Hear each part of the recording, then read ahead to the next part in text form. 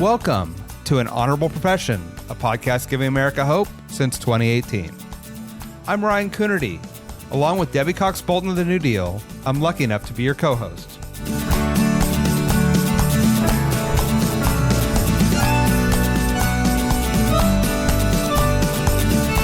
An Honorable Profession is a New Deal Leaders podcast. The New Deal is an organization that supports the next generation of American leaders.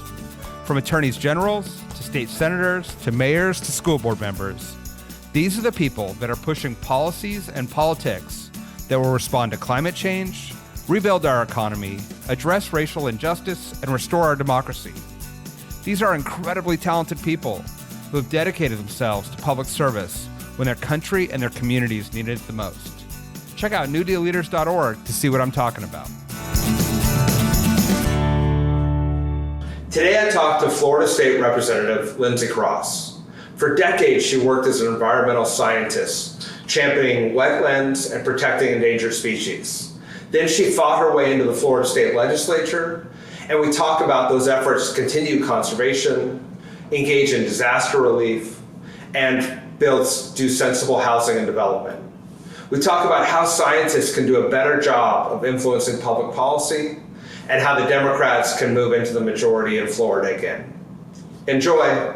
Florida State Representative Lindsay Cross, welcome to An Honorable Profession. Thank you. We are here at the NewDEAL Forum Ideas Summit. We will be sharing ideas with other New Deal leaders from across the country. You are a tremendous resource for all New Deal leaders in terms of your knowledge of environmental science and organizations, and now bringing that to the Florida legislature. First, I want to talk about what is the state of the environment in Florida, and both in terms of climate change, natural disasters, sea level rise, all those things. Gosh, you're hitting on all the high points right I know, right away. Not let's just get right into it. So Florida's an interesting place right now. You know, we are blessed with incredible natural beauty.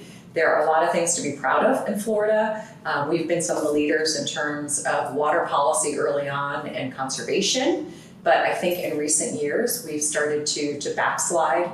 We continue to see massive population growth. We're close to 23 million people.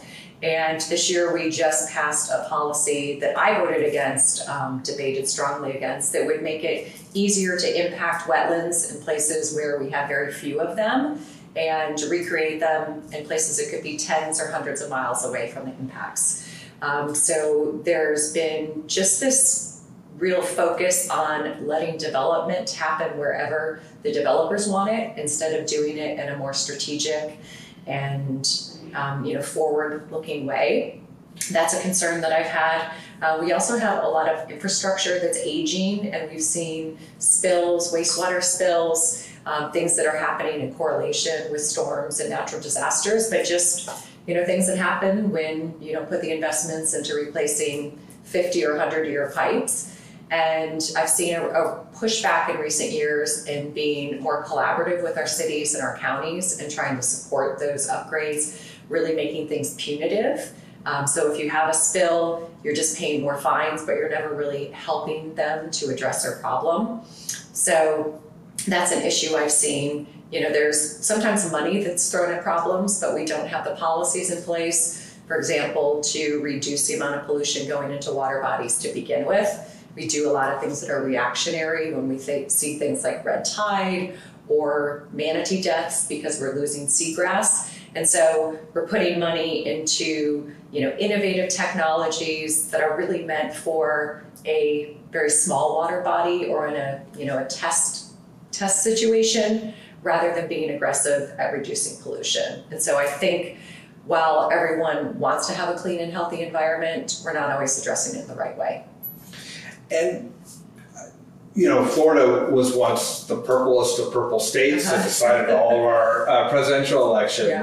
Yeah. It swung to the right, and it must make addressing these issues more difficult to protect ecosystems and resilience and provide for communities. Yeah. Can you talk about your experience in the legislature, trying to manage around, being in the minority? Yeah, so this is my third year, my second term. And I have always sponsored a couple environmental policies, and those have been hard to get across the finish line. This year, for the second year, I sponsored a carbon sequestration bill, which would develop a task force to look at the role of natural and agricultural areas for storing carbon. So pine trees, seagrasses, wetlands, they all take carbon dioxide from the atmosphere that's a byproduct of burning fossil fuels. They store it in their roots in the soil, also in their biomass. And so because we have limited money for conservation for things like fee simple land acquisition or conservation easements, I'd like to see other ways that we can promote more conservation and better management of these areas. So I've sponsored this bill to pull together a diverse group of stakeholders to evaluate the role of different ecosystems as well as our working landscapes, their role in storing carbon, ways that we can make them more efficient, and then look at creative policies or funding mechanisms to support their protection. Unfortunately, this year, the day before my bill was to be heard in its first committee, our governor, Ron DeSantis, got wind of it and taped a little video on X, on Twitter, and talked about how this was a hoax and that we weren't going to be pumping carbon into the ground or the water. And that's really not what it's about. Carbon sequestration is happening all around us, whether we're thinking about it or not. And so he kind of torpedoed the bill this year, but more people were talking about it in that week than ever had been. So in a way, that was a win, and we'll try to look at other ways to incorporate that into policies in the future. Can you talk about being an environmental scientist and trying to make public policy right now? Obviously, at the federal government, we're seeing massive cuts to scientists and science in general. Yeah. And it just feels dispiriting for people who have dedicated themselves to a profession and a way of thinking and facts. To watch them be under constant attack. Yeah. So what's that like as you've shifted from doing environmental work in the field to being in the State House? Mm-hmm. So I think one of my roles as a member of the super minority party is to make bad bills less bad. And so often, I'll be one of the first people who notice policies that I think are not going to be in our state's best interest in terms of, healthy environment, healthy people. And so if I can work with the bill sponsor, if I can ask questions or debate in some of the earlier committees to improve those bills or even try to kill those bills, that's a way that I've been effective. There was a bill last year that it would have made it a lot easier for companies that had pollution in water bodies to kind of get a free pass in terms of any litigation in the future. And working with someone in leadership on the other side of the aisle, we were able to get that bill killed. And so I think my colleagues on both sides of the aisle look for my experience and understanding what's the best way to approach these bills. Is it something that we can support, or is it something that we need to stand up against? Can you talk about your path to service? Because maybe there are people who work in environmental policy or scientists out there who are like, maybe it's time for me to run for office at the local, state, or federal level. Talk about how you found yourself in this position and any advice you have, especially for people with scientific backgrounds to run for office and serve. Yeah, so I've been working as an environmental scientist in policy for about 2.5 decades now. I moved to Florida soon after graduating from college, got my bachelor's in environmental health at Colorado State, and was fortunate to land in the Tampa Bay area where we have incredible water resources with Tampa Bay, our state's largest open water estuary. So lots of opportunities to get involved with water quality improvement and habitat restoration. And my first real job out of college was working at the Tampa Bay Estuary Program, which is really a collaborative partnership between local, regional, state, federal partners, as well as citizens and scientists in developing really goals to improve a water body and the surrounding watershed. And that organization has a policy board made up of elected officials, of city council and county commissioners. And all of the staff would go to those quarterly meetings. And so very early in my career, I saw how important it was for us to be able to communicate the science with our policymakers, because, you know, most of your city council members don't have a lot of scientific literacy. Maybe they're a real estate professional or a business owner. And so if you can bring it into their terms and understand how having a clean and healthy Tampa Bay or Gulf of Mexico is going to, you know, improve our economic condition. We were able to speak in terms that made sense to them and got them excited about doing some of these projects. And so as I continue to work in that field, looking at how we can better communicate the policies that were resonating with our elected officials and the public, kind of drew me in that direction, and, you know, decided that I'd like to run for office one day, and, you know, one day the opportunity came knocking. Before we get into that, to you, the opportunity knocking, and then presumably you knocking out a lot of doors, do you have advice for people who are in advocacy and science about how to communicate when you see a bad bill and you're trying to change or adjust that bill? There are going to be certain arguments that are going to work and certain arguments that aren't going to work.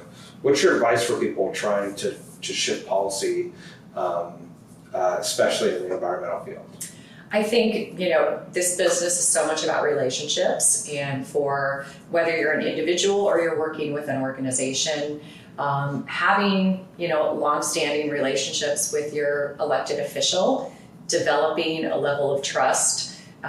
You know, before being elected, I worked as a government relations director for an environmental nonprofit, and so I served in a lobbying capacity, and I knew who were the people that I needed to talk to about certain legislation or funding requests, and they knew that when a bill came up, they could call me and, you know, understand, is this a good bill? What questions should I ask? You know, can you give me some pointers for debate? Now, as an elected official, I'm doing the same thing, because I may not have had time to see all of these bills in the first committee stop. Now it's getting to me, you know, halfway through session. I'm still calling on those same type of people and saying, you know, tell me how this impacts, you know, your area. So being able to personalize it for that, you know, that elected official, how it will impact their district or something that they care about, I think is really important.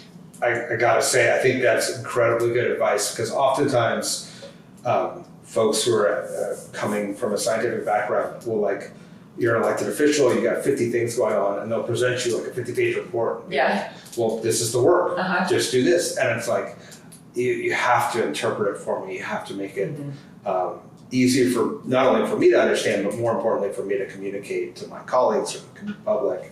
And the people who go that extra step are so much more impactful in shaping policy. Yeah, and I'll add something I think is always helpful is when someone comes with a very specific recommendation or response. If someone comes and says, for example, a bill that's attacking local governments, if they say, we need to preserve home rule, and I said, great, I'm all on board with that, you know, local decisions happening with local leaders, but what in the bill needs to change?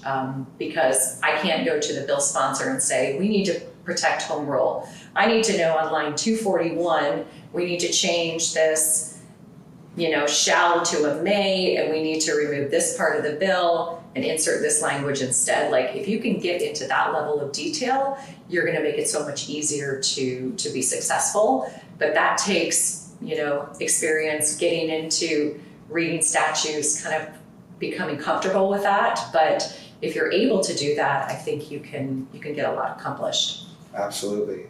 So let's talk about when the opportunity came knocking. It is, as you mentioned, it's not easy to be a Democrat right now in Florida, and you had a contested race. Can you talk about what the campaign was like and what advice you have for Democrats or people running for non-partisan offices who want to be successful? Yeah. So my first race was actually in 2018. Running against an incumbent senator, and the Democrat who had already qualified for the race dropped out in mid-July. The party was able to, substitute someone else because she had already qualified, and really at the 11th hour, they found me, someone had recommended me, and I was kind of crazy enough on a Friday night to take that phone call, and Monday I was on the ballot, so to speak. Oh my gosh. So I didn't win that race. I had a 100-day campaign, but I performed better than people expected. I raised a considerable amount of money, had a legitimate field operation, was able to come forward with, environmental policies, things about reproductive health care, that, people were really concerned about. And so it kind of inspired me to look for new opportunities. The first race that I won was in 2022, a state house race. And I had already said, I don't want to be in the House, it's a disaster there. I don't want to be in the minority in the state House. Well, I'm not, I'm in the super minority, so even more fun. But both that race and the 2024 election, were, 18-month races where I had to start early, raise a lot of money, knock a lot of doors. There's not really a complicated formula. It's hard work, raising money, getting a team of volunteers, but putting a lot of that work yourself. That's really what you have to do to win a race. And so, we knocked, tens of thousands of doors, and I got at least a third of the doors that we hit. So I was out, every day, every night knocking doors, and, people still remember 4 years ago when I came and knocked on their door the first time. So can I ask, for people who may be in, deeply red states where they run, even if they're successful, they may be in the super minority. What keeps you motivated? What's the reason to do it and to go through it, even though you may not be able to move all the legislation or any of the legislation you want? Yeah, I think you have to keep your keep things in perspective and be realistic about what you can accomplish. And I'll say there's some days that, it's pretty crappy up there. So not every day, you wake up feeling like I'm gonna conquer the world. But you kind of chip away at things. This year, coming off of a really massive hurricane season in Florida, 2 hurricanes within a week and a half, Helene and Milton hit my district in, St. Petersburg, Eastern Pinellas County. And so I was really focused on lessons learned, ways to prevent some of the things that I saw and get communities better prepared. So we're allowed to sponsor 7 bills plus 1 repealer. So I had some bills, some environmental bills that I think were, pretty common sense bills around wastewater treatment and carbon sequestration, an insurance bill. Those bills were important for me to file because I think they're necessary policies. But there were a lot of things in response to the hurricanes that I knew I was going to have more success if I worked with Republicans and if I could get them included in a larger package. And so I worked really collaboratively with one of the representatives and senators in my area to kind of feed them some policy ideas, knowing that they were going to have a bigger package. And so I think sometimes you have to let go of the pride of ownership for things to happen. With the senator who we share some of the same neighborhoods that got severely flooded and impacted, we had one bill that was we had to get this policy passed, and it was a vehicle wakes bill, which people in other parts of the country might be like, what does that mean? Yeah. But what we've seen, not only during hurricanes, but a heavy rainstorm on a Thursday afternoon, some of our streets will get flooded, and people who are living in these low-lying coastal areas, water may not be in their home or in their business, but if you get a big truck driving through at 25 or 30 miles per hour, it can create a wake that actually pushes water into their home, creating flooding or exacerbating something that's already happened. So we had Senator Nick DeSeglia and I had a standalone bill to prevent these excess wakes from happening. It was moving more on the House side than it was on the Senate side, so we amended it into a big transportation bill. it passed off the floor last week. And so we're able to go back and tell our communities, like, this was our priority, we got this done for you. And so looking at different vehicles to make things happen is a way you can accomplish things and, bring back some wins for your district, even if they don't directly have your name on them. Yeah, well, congratulations and well done. Thank you. I think asking with sort of both your hat on as an environmental scientist, but also now as a state legislature, we are going to see more intense storms and with more development and old infrastructure. The damage continue. It feels as though the federal government's going to just step away. Yeah. So what are the lessons learned? What can states do and communities do to prepare themselves to be more resilient and then to recover faster after these storms? Yeah. I think something that we're not really looking at that we need to is getting more collaboration from the business community in this, because I think it's been kind of like the environmentalist against the developers and sometimes like a rural-urban divide as well. But we're seeing that these storms, have wide-ranging impacts, and at some point you're going to get hit by a storm. And so you need to be prepared. Some of the policy I worked on this year was making sure that we had templates for all of our municipalities to have an emergency management plan. And then they've pre-identified and authorized places to put debris after the storm. For businesses to understand that they can be impacted, that the way they develop is going to have either a positive or negative impact on their economic future and the viability of that region. I think it's important. All of our communities need to be doing resiliency planning. So that's something that we need to do, and I think we need to continue to push leaders at the federal level to maintain FEMA, that broad umbrella. But I think our states need to beef up some of their emergency management departments as well.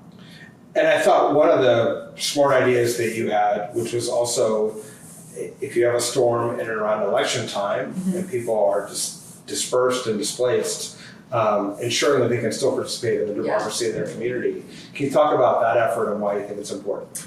Yeah, so, homes flood, businesses flood, polling places also flood. And so, the last thing you want to be worrying about if you're mucking out your house, trying to think about how you're going to rebuild, is whether you're going to be able to vote. And so I worked with some partners on a bill to provide more opportunities, more, expanding options for people in disaster-affected areas for voting. That could be expanding vote by mail access, having more early voting in polling locations. That was some of that language was included in a big emergencies bill. Unfortunately, it got stripped at the very end. But I think we've started to have discussions about that, and hopefully we can get some more support from some of the supervisors of election. In Pinellas County, where I represent, we did have to consolidate some polling locations. Many of my neighborhoods, the churches and the places where they would usually have polling locations, they had flooding just like the homes did. So we did have to do a lot of education about informing people about where their polling location was, but we can do better in pre-identifying some of those other options. So if someone is displaced living in a different part of the state, they can still have other considerations to make their vote count. I think this is why we have the NewDEAL Forum Ideas Summit, is because the lesson learned about polling places flooding and creating access to democracy is a lesson that everyone in all 50 states will need to implement in their communities in different ways. And so bringing that idea forward and then having us all be able to copy it and take credit for it, I think is such an important thing. We love having you in the New Deal, love having you on the podcast. Thank you for taking the time and everything that you're doing. Thank you, Ryan. In Florida. All right. Excited to be on board. Thank you. An Honorable Profession is a New Deal Leaders podcast. Thanks to the team at New Deal for producing this episode. We encourage you to bring honor to public service, and because we keep things honorable, no tax dollars are used in the making of this podcast.